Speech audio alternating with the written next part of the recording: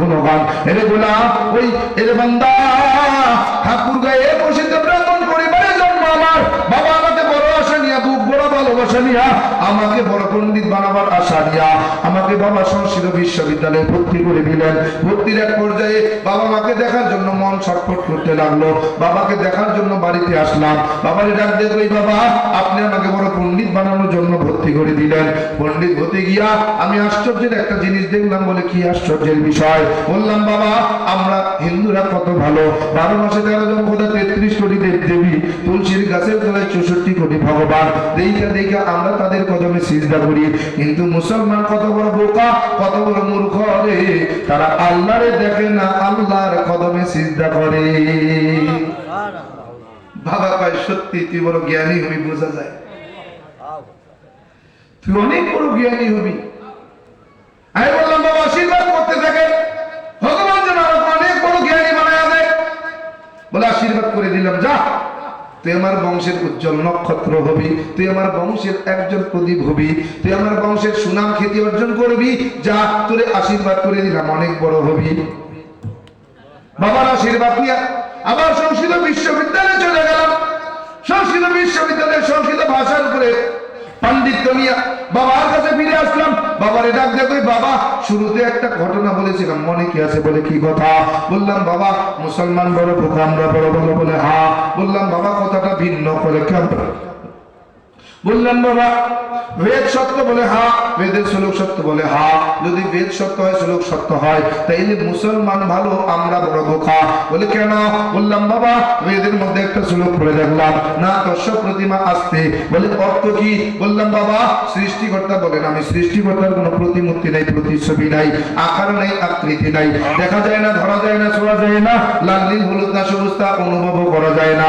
তাইলে বলেন 12 মাসে 13 জন খোদা, 33 কোটি দেব দেবী, তুলসীর গাছের তলায় 64 কোটি ভগবান, কারা কারা?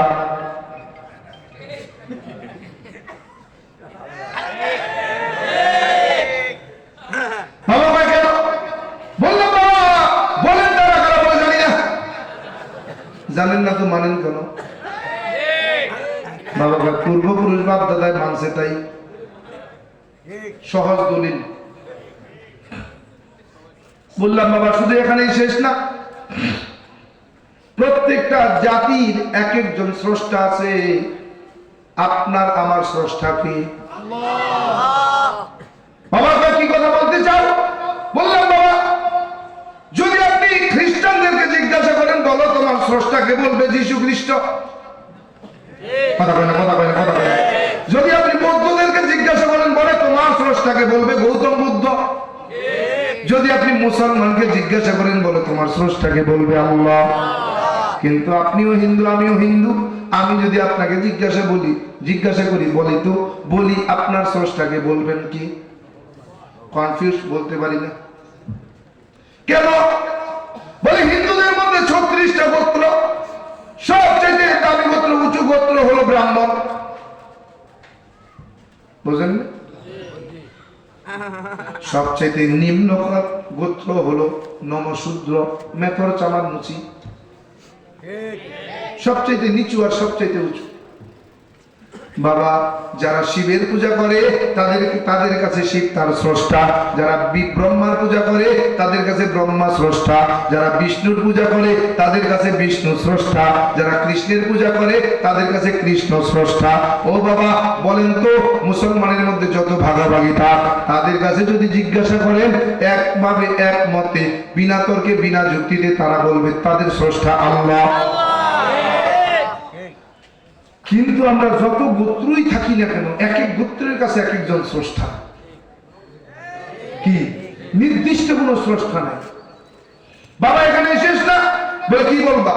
বললাম বাবা শুধু এখানেই শেষ না। বলে কি বলতে চাও বলো না। বললাম রাজযোগ কিতাবের 2192 পৃষ্ঠার মধ্যে একখানা শ্লোক দেখলাম। বলে কি শ্লোক? বললাম কৃষ্ণ কৃষ্ণং শ্রীনন্দকে এসো সর্বনাম যুগে। বলে মানে কি বল? বললাম বাবা ভগবান শ্রীকৃষ্ণ বলেন আমি যুগে যুগে কালে কালে অগণিত অবতার হয়ে মানুষের কল্যাণে দুনিয়াতে অবতরণ করলাম। সমস্ত অবতারগণ আমি ভগবান শ্রীকৃষ্ণকে ভগবান বলে বাইনা নিলেন। বলে হ্যাঁ ঠিকই তো আছে। আমি কই ঠিক নাই। বলে কেন? বললাম বাবা ভগবান শ্রীকৃষ্ণ ছিলেন স্রষ্টা, মানুষের কল্যাণে হলেন সৃষ্টি। বলেন তো এই সৃষ্টিকে নিয়ন্ত্রণ করেছেন কোন স্রষ্টা? বলে শ্রীকৃষ্ণ। বলল মানি না। কেন? বললাম বাবা, স্রষ্টা যখন সৃষ্টি হয় স্রষ্টা থাকে না। তাই এই সৃষ্টিকে নিয়ন্ত্রণ করেছেন কোন স্রষ্টা? বাবা কি বোঝাতে চাও? বললাম বাবা, স্রষ্টা যখন সৃষ্টি হয় এই সৃষ্টিকে নিয়ন্ত্রণ করে মুসলমানের আল্লাহ। বাবা কা বুঝো না কেন? যে আল্লাহ সেই তো ভগবান বলি মানি না। যে আল্লাহ সে ভগবান? হ্যাঁ, আল্লাহর ভগবান এক হয় না। বলে কেন? বলে আল্লাহ এমন এক সত্তা, জায়গা কাল পাত্র ভেবে হয় না, পরিবর্তন হয়। ভগবান এমন এক সত্তা, জায়গা কাল পাত্র ভেবে হয় তার পরিবর্তন।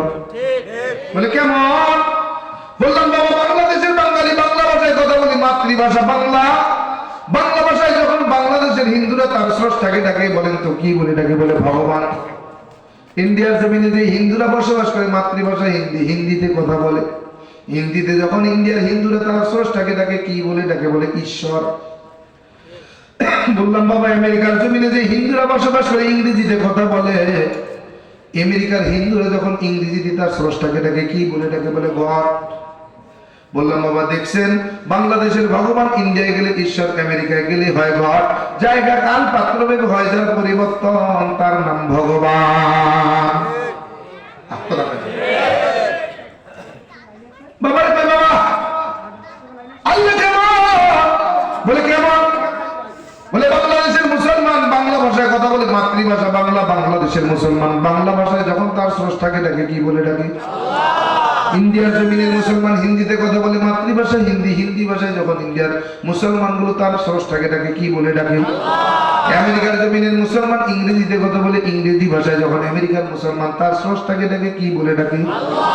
বলে বাবা, দেখছেন পৃথিবীর 200 কম বা বেশি দেশ, যেখানেই যাবেন সেখানেই আল্লাহ এক। আল্লাহ এমন এক সত্তা, জায়গা কাল পাত্র ভেবে হয় না, তার কোনো পরিবর্তন।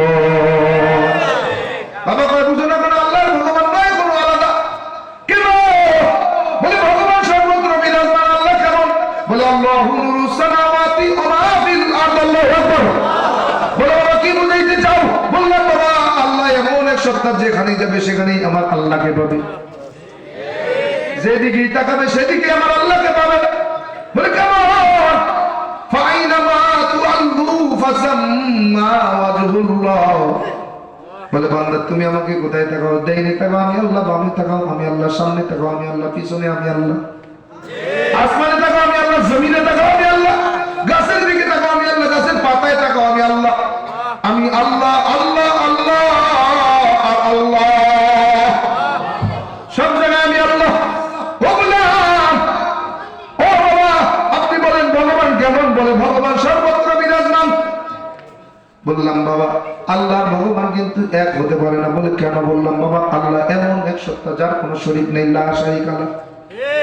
ভগবান এমন এক সত্তা যার শরীকের শেষ নেই। বলে কেমন? বলে ভগবানের ভগবতী আছে, ঈশ্বরের ঈশ্বরী আছে, শিবের পার্বতী আছে, ব্রহ্মার সরস্বতী আছে, বিষ্ণুর লক্ষ্মী আছে, কৃষ্ণের রাধা আছে। অতএব তারা কেউ আমার ভগবান নয়। বাবা কয় কি বুঝাতে চাও? বললাম বাবা, আল্লাহর ভগবান এক নয়। বলে কেন? বলে বলো আল্লাহ লিখতে কয়টা শব্দের প্রয়োজন? বললাম 4। আলিফ লাম লাম হা, 4 হরফে আমার আল্লাহ। বলে বাবা, বলে ভগবান কয়টা শব্দে লেখা যায়? বলে ভগবান 4। বলে বাবা দেখছো 4 4 শাব্দিক অর্থে আল্লাহর ভগবান নয়, আলাদা জন। বাবা যদিও শাব্দিক অর্থে আল্লাহর ভগবানের হয়, আল্লাহর অস্তিত্ব সব জায়গায়, ভগবানের নাই। বলে কেমন? বললাম বাবা 4 হরফে আল্লাহর অস্তিত্ব পাওয়া যায়, 4 হরফে ভগবানের অস্তিত্ব নাই। বলে কেমন? বললাম বাবা ভগবানের ভ যদি বাদ দিয়ে থাকবে কি? বলে গবান। কি আছে? কি? বললাম বাংলা ডিকশনারি থেকে বলেন গবান শব্দের অর্থ বলে গোবর। বাংলা ডিকশনারি মিলাই নেবেন, যদি ভুল অর্থ কই। গোবান শব্দের অর্থ গোবর। বললাম বাবা পাক না নাপাক? বলেন না পাক। বললাম বাবা আপনার ভগবান কিন্তু নাপাক হয়ে গেল। বলে লাফাইস না রে, আল্লাহ থাকবে না। বলে কেন? বলে আলিফ বাদ দিলাম, থাকবে কি? বলে লাম লাম হা। আছে নি? আল্লাহ আছে। লিল্লাহি মা ফিস সামাওয়াতি ওয়া মা ফিল আরদ। আল্লাহ আকবার কইবেন না? আল্লাহ আছে নাকি? আল্লাহ এখন আছে। বললাম বাবা গোবরের গোবাদ দিলাম থাকবে কি? বলে বান। বান শব্দের অর্থ বাংলা ডিকশনারি থেকে বলেন, বলে দুইটা, এক নম্বরে বন্যা, দুই নম্বরে গাভীর ওলান।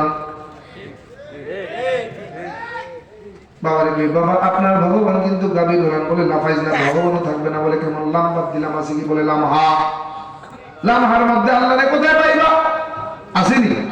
লাহু মা ফিস সামাওয়াতি ওয়া মা ফিল আরদি। আল্লাহু আকবার। আল্লাহ আছে না নাই? বাবারে কই বাবা আল্লাহ কিন্তু এখন আছে, ভগবান কিন্তু গাভীর ওলান হয়ে গেছে। বানের বাবাদ দিলাম থাকবে কি? ন। বলেন ন শব্দের অর্থ বাংলা ডিকশনারি থেকে বলেন কি? বলে দুইটা। এক নম্বরে আমরা যখন গণনা করি গণনার ভাষায় গুনি গুনি 5 6 7 8 9 10, এক নম্বরে 9, দুই নম্বরে নাই। তার মানে বোঝা গেল ভগবানের কোনো অস্তিত্ব নাই। আল্লাহ নেই বলে কেমন? লাম্বা দিছে আছে কি? বলে হ্যাঁ। বলেন হাতে আল্লাহ আসেনি? হুয়াল্লাহুল্লাযী লা ইলাহা ইল্লা হু। আল্লাহু আকবার। আল্লাহ আছে না নাই? আল্লাহ বলে এখন আছে। বাবা রিলাজ দেখি বাবা এখানেই শেষ না, আরো আছে। বলে কি? বললাম বাবা রাজদূত বাবা আপনি উত্তরায়ণ বেদটা খুলবে, উত্তরায়ণ বেদের একখানা মন্ত্র আছে, মন্ত্রখানার ব্যাখ্যা শুনবেন। বলে কি? বলে উত্তরায়ণ বেদের মধ্যে যে শ্লোকটা আছে লা ইলাহা ওয়াতি পাপম ইল্লু ইলা পরম পাদম জন্ম বৈকুণ্ঠ পরিণতি তজপিনা মুহাম্মদ। ও বাবা এই শ্লোকটার ব্যাখ্যা অনুবাদ করেছেন ডক্টর বেদ প্রকাশ উপাধ্যায়, যিনি লন্ডনের অক্সফোর্ড বিশ্ববিদ্যালয় থেকে 10টা ভাষার উপরে পিএইচডি করেছেন, যিনি একজন ধর্মগুরু পণ্ডিত। তিনি বলেন তিনি তার কলকি অবতার নামক কিতাবের 33 নম্বর পৃষ্ঠার মধ্যে ব্যাখ্যা করেছেন। ডক্টর বেদ প্রকাশ উপাধ্যায় বলেন লা ইলাহা ওয়াতি পাপম ইল্লু ইলা পরম পাদম জন্ম বৈকুণ্ঠ পরিণতি তজপিনা মুহাম্মদ। এই মন্ত্রের দুইটা অংশ যদি হিন্দুরা মেনে নিতে পারে রে তারা নিশ্চয়ই সত্যিকারের হিন্দু হয়ে যাবে। যদি একটা অংশকেও অস্বীকার করে হিন্দু হতে পারবে না। বলে কি আছে এই শ্লোকের ব্যাখ্যায়? বললাম বাবা প্রথম অংশে আছে লা ইলাহা ওয়াতি পাপম ইল্লু ইলা পরম পাদম। ডক্টর বেদ প্রকাশ উপাধ্যায় বলেন ও দুনিয়ার হিন্দু মানুষ, সত্যি যদি তুমি পাপ থেকে মুক্তি পেতে চাও, পাপগুলোকে পুণ্যের দ্বারা পরিবর্তন করাতে চাও, 12 মাসে 13 জন খোদা 33 কোটি দেবদেবী, তুলসীর গাছের তলায় 64 কোটি ভগবানকে ত্যাগ করাও, লা ইলাহা ইল্লু ইলাহা নামক কালেমা পড়ে মুসলমান ধর্ম গ্রহণ করো। এক নম্বর। দ্বিতীয় অংশে জন্ম বৈকুণ্ঠ পরিণতি তজপিনা মুহাম্মদ। আর মৃত্যুর পরে যদি বৈকুণ্ঠ নামক স্বর্গে তুমি যেতে চাও, যেই স্বর্গে গেলে ক্ষুধার যন্ত্রণা থাকবে না, যেই স্বর্গে গেলে পানির পিপাসা লাগবে না, যেই স্বর্গে গেলে গাছের পাকা ফল ছুটায় খেতে কেউ নিষেধ করবে না, যেই স্বর্গে গেলে বয়স তোমার কোনোদিন বাড়বে না, যেই স্বর্গে গেলে কোনোদিন তুমি অসুস্থ হবে না, যেই স্বর্গে গেলে কোনোদিন তুমি মারা যাবে না, যেই স্বর্গে গেলে কোনোদিন আর দুনিয়ায় ফেরত আসা লাগবে না, ওই স্বর্গে যদি যেতে চাও এমনি যাওয়া যাবে না। ওয়াপরিণতি তজপিনা মুহাম্মদ। মুহাম্মদের জীবন আদর্শ তোমার জীবন আদর্শ বানাও। এই দুইটা শর্ত মানলে তুমি হিন্দু, আর যদি একটাকে অস্বীকার করো তুমি হিন্দু না। এখন দুইটা মানতে গেলে মুসলমান, কথা বলে না। যদি একটাও না মানে তাইলে হিন্দু। তাহলে দুইটা শর্ত মানতে গেলে, দুইটা অংশ মানতে গেলে মুসলমান হওয়া লাগবে, কি ঠিক কিনা? যদি মুসলমান হন তাহলে আপনি সত্যিকারের হিন্দু। কথা বলেন তাদের ধর্ম মতে, আমার কথা না তো। আপনি যদি সত্যিকারের হিন্দু হতে চান তাহলে আপনাকে দুইটা অংশ মানতে হবে। দুইটা অংশ যদি মানেন তাহলে আপনি মুসলমান। কি বেজাল দিচ্ছেন? আর ভাই কি বলবো, আসলে বলতে গেলে তো অনেক সময়ের ব্যাপার, কিন্তু আসলে শরীরে ক্লান্তি তো আর মানে না। হাসি দিন 2 ঘন্টা তো হয়েই গেছে, 2 ঘন্টা তো বইলাই রয়েছি, নিয়োগ করে এসেছি 1 ঘন্টার বেশি কম না। কিন্তু আসলে আপনাদের বসা, আপনাদের সামনে বসে কথা বলাটা এত মজা লাগতেছিল, টেরি পাইনি কোন দিক থেকে 2 ঘন্টা চলে গেছে। আল্লাহু আকবার। আল্লাহ কবুল করে নেন। এই বসাটাকে আল্লাহ নাজাতের ওসিলা বানাইয়া দেন। হাজিরিন, শুধু এখানেই শেষ না, অনেক অসংখ্য অগণিত এরকম শ্লোক আছে যেগুলোর দ্বারা প্রমাণিত ইসলাম সত্যি সত্য ধর্ম। তাদের ধর্মগ্রন্থেই আছে। সত্যি ইসলাম শ্রেষ্ঠ জীবন বিধান, এই কথাটা তাদের ধর্মগ্রন্থেও পাওয়া যায়। পৃথিবীর মধ্যে 1250টা ধর্মগ্রন্থ, এমন একটা ধর্মগ্রন্থ নাই যেখানে ইসলাম শ্রেষ্ঠ জীবন বিধান এই কথা বলেন নাই। তাওরাতের মধ্যে হিব্রু ভাষায় লেখা যে ইসলাম শ্রেষ্ঠ জীবন বিধান, জবুরের মধ্যে লেখা ইসলাম শ্রেষ্ঠ জীবন বিধান, ইনজিলের মধ্যে লেখা শ্রেষ্ঠ জীবন বিধান, ইসলাম শ্রেষ্ঠ জীবন বিধান, কোরআনের মধ্যে লেখা ইসলাম শ্রেষ্ঠ জীবন বিধান। হিন্দুদের ধর্ম বেদ, এর মধ্যেও লেখা ইদান ইস্তানান পশ্চান ইল্লাল্লাহ। বলে অর্থ কি? বলে ইদান শব্দের অর্থ দিন বা জীবন বিধান, ইসলামান শব্দের অর্থ হলো ইসলাম, পশ্চান শব্দের অর্থ হলো পছন্দ করা বা মনোনীত হওয়া, ইল্লাল্লাহ হলো সৃষ্টিকর্তা। এক কথায় সৃষ্টিকর্তার পছন্দ করা জীবন বিধানের নাম ইসলাম। আপনি মানেন আর নাই মানেন, আপনি মানলেও ভালো, না মানলে আরো ভালো।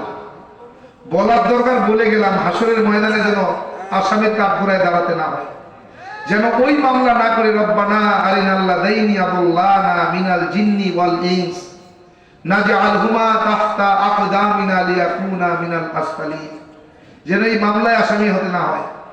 হাসরের ময়দানে যেন যাই না কয় যে আল্লাহ আজকে যে আপনি আমাকে জাহান্নামে দিচ্ছেন, কেন দিচ্ছেন? হয় তুমি আমার দিন মানো নাই।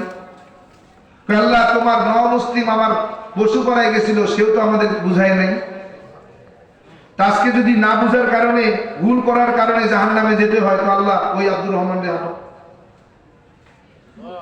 এরে না নিয়ে জাহান্নামে যাবো না। বলে অপরাধ কি? হ্যাঁ গেছে আমাগো গ্রামে, আমাগো এলাকায় বয়ান করছে, কিন্তু আমাগরে বুঝায় নাই, আমাগরে বুঝায় নাই।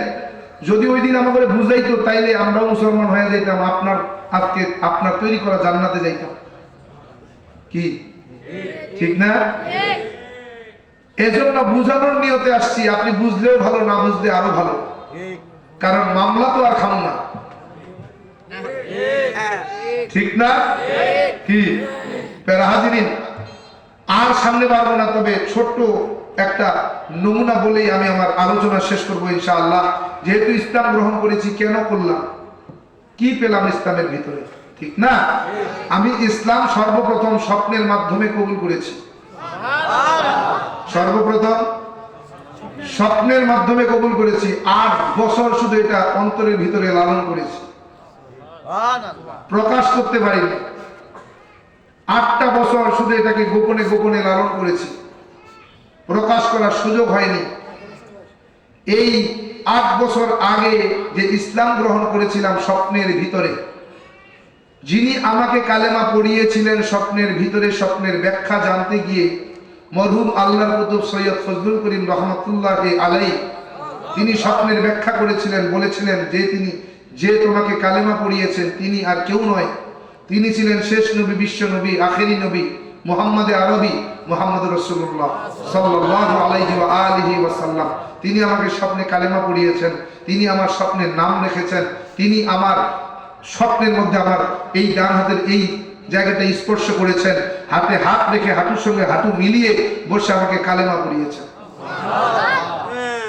হাজিরিন, যদি আবারও কোনো সময় আসি, আরেকটা প্রোগ্রাম কোথায় যেন, পইপাড়া চশমা আলা বালির মোড়, ইনশাআল্লাহ তাআলা 10ই ফেব্রুয়ারি, আগামী মাসের 10 তারিখে আসবো। ওই দিন আমি আমার জীবনের এখান থেকে শুধু জীবনই করবো, আর কিছু করবো না। তো ইনশাআল্লাহ তাআলা ওই দিন শুধু আমার এইখান থেকে পিছনের জীবন বৃত্তান্তটুকু, কেন মুসলমান হয়েছি, এর বিষয়ে আলোচনা করব। আজকে আমি এ পর্যন্তই। তবে তার আগে আমি যদি আপনাদের কাছে হাত পাতি উঠে যাবেন, কারণ আপনারা তো জানেন মুসলিমের সাধারণত অসহায় হয়, কি ঠিক না? আপনি আছেন কেন? অসহায় না, কারণ ইতিহাস সাক্ষী সাহাবা একরাম ইসলাম গ্রহণ করেছেন কষ্ট করে, সবকিছু হারানোর বিনিময়ে, ঠিক না? আমরা যারা অমুসলিম থেকে মুসলমান হই, আমরা অসহায় হয়েই আসি। হ্যাঁ, আরে আল্লাহ সহায় তো এটা মুখের ভাষা, এটা আসলে ভিতরের ভাষা না। আপনারা কইবেন আল্লাহ সহায় হবে, আল্লাহ সহায় থাকবে, আরে মিয়া পেটে ভাত নাই, মুখে আল্লাহর শুকরিয়া, কাম হবে? তাই জন্য আসলে আমার জন্য না, আলহামদুলিল্লাহ আল্লাহ যা দিয়েছেন যথেষ্ট দিয়েছেন, শকর আল্লাহ পাকের। আমি জিরো হাতে ইসলামে এসেছিলাম, আল্লাহর কুতুবের দোয়ার ফসল। যিনি আমাকে